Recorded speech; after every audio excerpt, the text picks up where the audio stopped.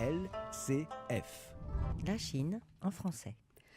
De retour sur Radio LCF, la Chine en français, nous sommes toujours avec Philippe Delbecq, professeur de droit à la Sorbonne, pour parler de la liberté de navigation. Monsieur le professeur, j'aimerais bien savoir pourquoi le ministre britannique de la Défense a parlé de traverser la mer de Chine méridionale pour soutenir la position des Américains. Est-ce que la position des Américains est soutenable ? Encore une fois, nous parlons du droit de passage inoffensif dans les eaux territoriales. Et dans les eaux territoriales, la Chine peut exercer sa souveraineté. Elle a parfaitement le droit d'exercer toutes ses missions, toutes ses prérogatives de puissance publique, en respectant ce droit de passage.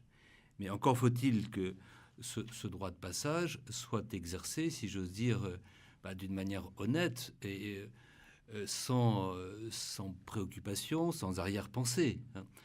Alors, si le droit de passage est exercé avec une finalité de caractère politique, si ce droit de passage est exercé pour faire pression sur un État, et en l'occurrence sur la Chine, on peut s'interroger sur le point de savoir si ce droit de passage est encore inoffensif.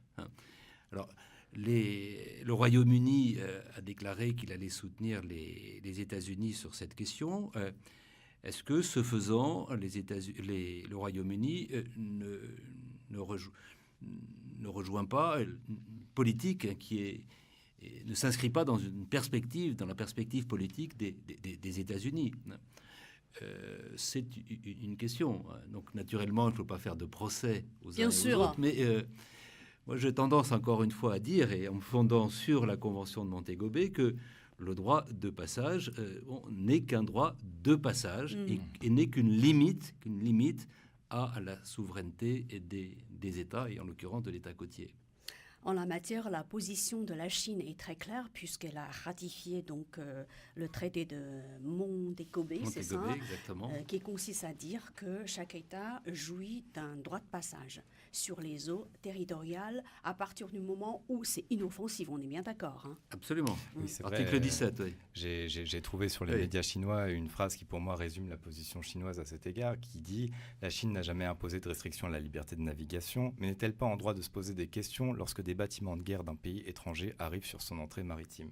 Et c'est vrai que, étant donné qu'il me semble que c'est 22 km, quelque chose comme ça, les eaux territoriales, si on convertit en kilomètres, même si je sais que c'est pas très orthodoxe. À peu près 24, oui, c'est 12 000. Enfin, ce sont les États qui déterminent l'étendue des eaux territoriales. Et on peut étendre jusqu'à 12 000 marins.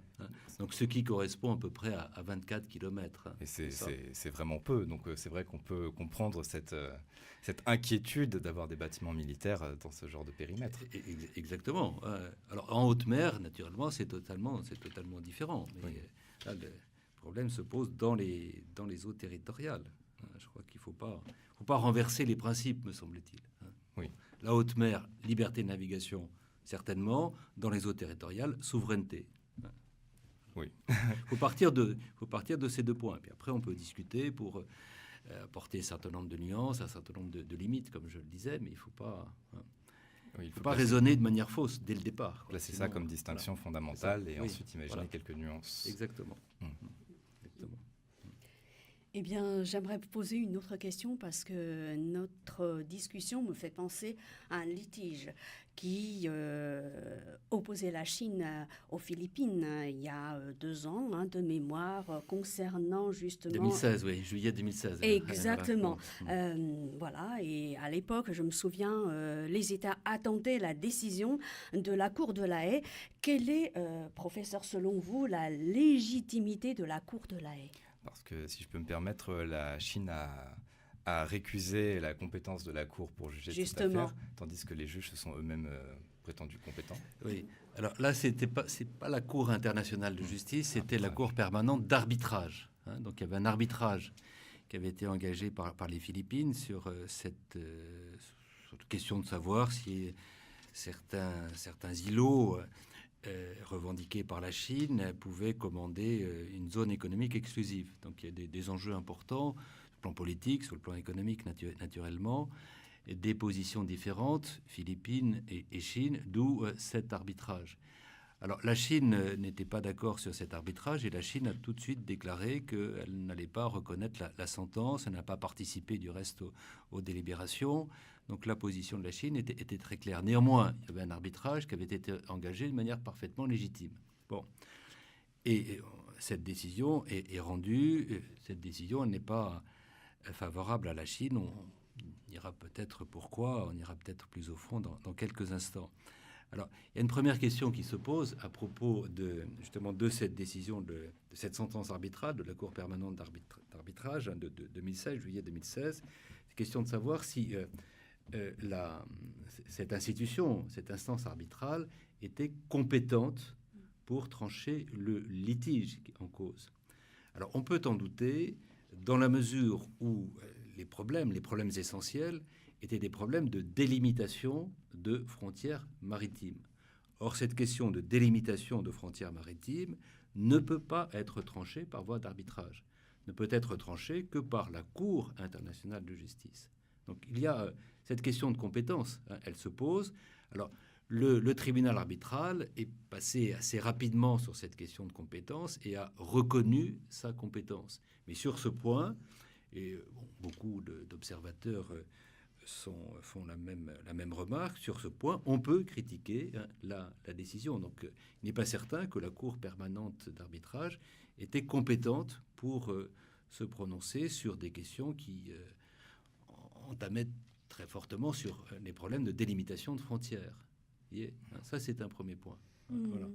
Alors ensuite, sur le fond, la décision de la Cour permanente d'arbitrage, elle est assez critiquable parce qu'on a considéré que le problème était de savoir si ces rochers ou si ces éléments, à partir desquels la Chine avait déterminé une zone économique exclusive, si ces îlots étaient des rochers ou des îles. S'il s'agit de simples rochers, on ne peut pas, ce ne sont pas des îles et ces simples rochers ne peuvent pas déterminer une zone économique exclusive. Si en revanche il s'agit d'une île, donc l'île c'est un élément insulaire qui est de nature à retenir une communauté d'habitation ou une vie économique. Donc s'il s'agit d'une île, on peut déterminer une zone économique exclusive. Alors là, en l'occurrence, il y avait toute une série de petits îlots éparses qui avaient été occupés par des marins par des marins et par des pêcheurs, et depuis très longtemps. La situation était de cette manière. Et la Chine considérait que, puisqu'il y avait depuis très longtemps des pêcheurs qui étaient là, et puisque la Chine avait essayé d'améliorer la situation de ces îlots, la Chine considérait qu'il y avait de véritables îles. Et donc qu'elle pouvait déterminer une zone économique exclusive. Mais la Cour permanente d'arbitrage a décidé le contraire, en considérant que l'îlot, la situation d'une île ne peut se déterminer que d'après son état initial, et sans prendre en considération des éléments d'ordre historique. Et donc, pour la Cour permanente, l'îlot est une île s'il y a vraiment une communauté d'habitation et s'il y a en même temps une vie économique. Et donc, on a considéré que ces éléments n'étaient pas réunis, ces critères n'étaient pas réunis, et par conséquent, on n'a pas donné satisfaction à la Chine, on a donné satisfaction aux Philippines. C'est, me semble-t-il, critiquable. Et ça a des conséquences sur la situation de très nombreuses îles ou îles éparses ou îlots français. Oui. Donc la diplomatie française a dû voir cette décision d'un mauvais œil, puisqu'elle pouvait finir par avoir des répercussions sur sa propre situation. Absolument. On ne s'attendait pas à une telle décision. Oui. On ne s'attendait pas à une telle décision.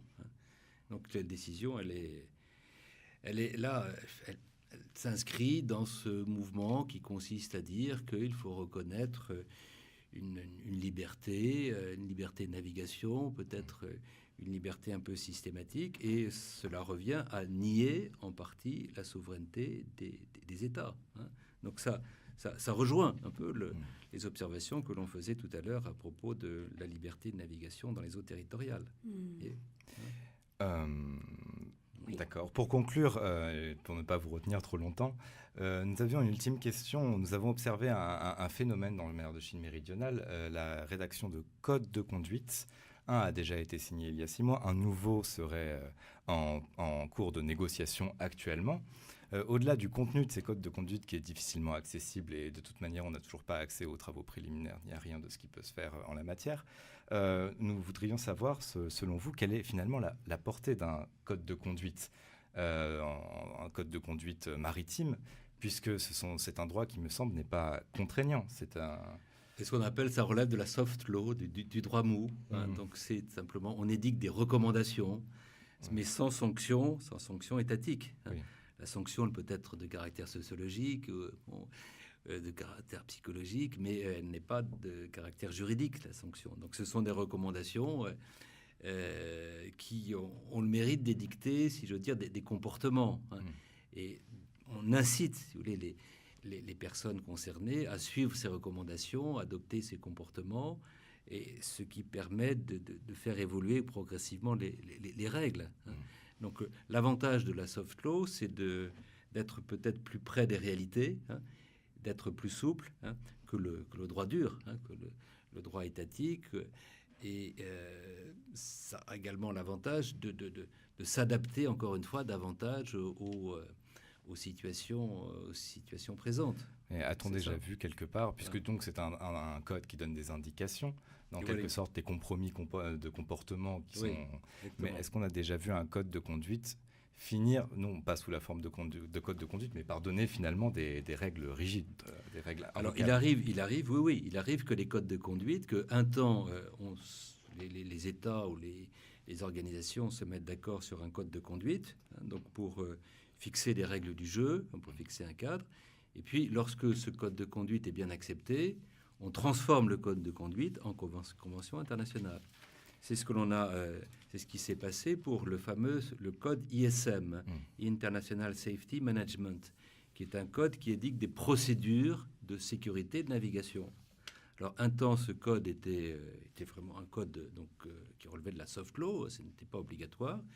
Puis, donc, les armateurs ont été incités à respecter ce code. Et maintenant, ce code ISM est passé dans la convention SOLAS. Et donc, le code ISM a une force obligatoire, une force contraignante, comme une convention internationale. Un mouvement à suivre, donc, la rédaction de ce code de conduite. En tout cas, monsieur Philippe Delbecq, merci beaucoup d'avoir été avec nous et de nous avoir aidé à mieux comprendre la situation. Merci à vous, Camille Chen. Merci à vous, chers auditeurs, de nous avoir suivis et merci de votre fidélité. L'information continue sur Radio LCF, la Chine en français.